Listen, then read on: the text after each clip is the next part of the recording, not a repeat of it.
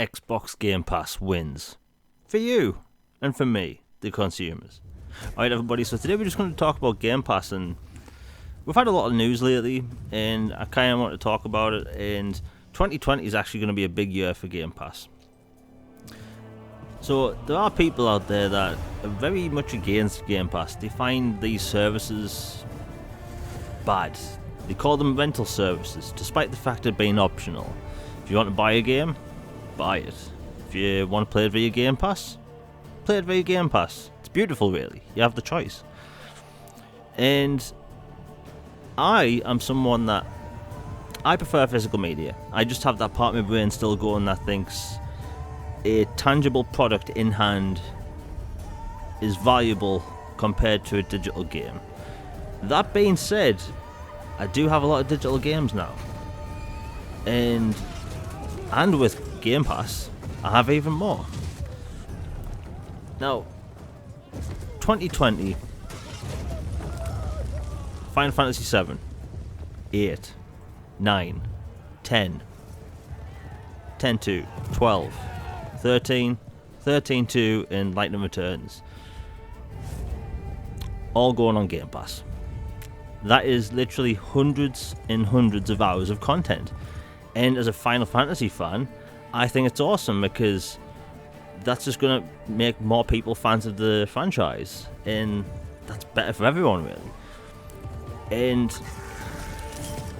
even since the 360 days, I remember people online saying that they wanted Yakuza on Xbox, and you know, a lot of us never thought it would happen because it never looked like it would. But at XO19 it got announced that, well, Yakuza's coming next year. But there's a bigger thing with that. With them being an Xbox Game Pass, there's a barrier less to playing them games. If you've got Xbox Game Pass, fire them up, and then that'll make more fans of the game and the franchise, just say. And then when the next game comes out, there'll be existing fans on the Xbox, so they go out and buy the new game. And it's kind of a long-term strategy, and it's actually quite smart, and we could possibly see this for other games in the future. And really, with all these RPGs in there, it's literally all adding up to really thousands of hours of content. And then recently, about a month ago I should say, we had The Witcher 3 announced for Game Pass, and that's huge because that's arguably the greatest game of all time. It's a genre defining game. The quest design is borderline perfection. The side quests in that game are original, they aren't boring, and really fun. And that's all within this fantastic story. Not everyone's really experienced it yet because, you know, not everyone plays every game, but like that being in Game Pass, that's huge. And that's going to entice people more to play future CD Projekt games like Cyberpunk 2077. And the thing about Game Pass is that going into a new generation, it's kind of strategic in a way because there's over 200 games now, I think, in Game Pass.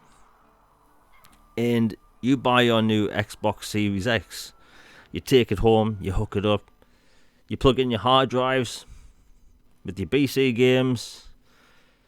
But there's also launch titles, first party launch titles. So what happens then?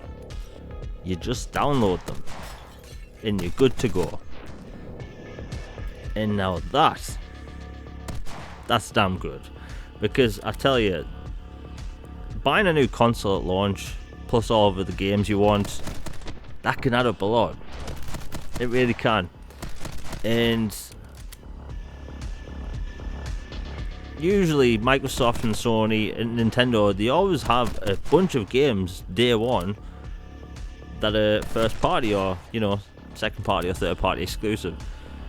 And with Game Pass, you're going to be able to buy your console and buy a subscription to Game Pass, or if you already have Game Pass, well, like me, you're in luck.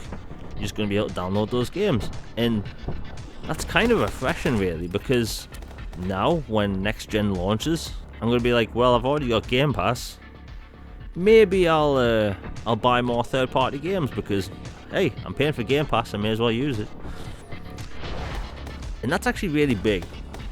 Now we also have things like Hellblade 2 coming to Game Pass. That game looks incredible. And Game Pass is really a long-term thing. Microsoft wants people to play games via Game Pass. And considering we have people online and on Twitter that think they know more than almost $1 trillion company, I think Microsoft's numbers are good.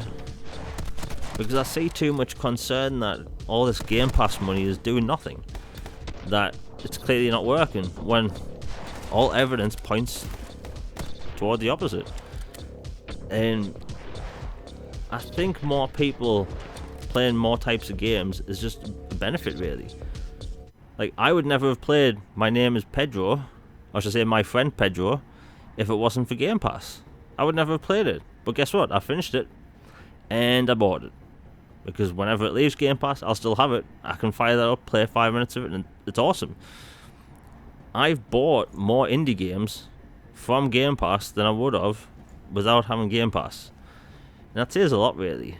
I've tried more games I wouldn't be usually willing to try. And one of my closest friends, who mainly plays first-person shooters, he was playing the Outer Worlds constantly. He loved it. He doesn't play RPGs. And people are just broadening their horizons up to new genres, and that's exciting.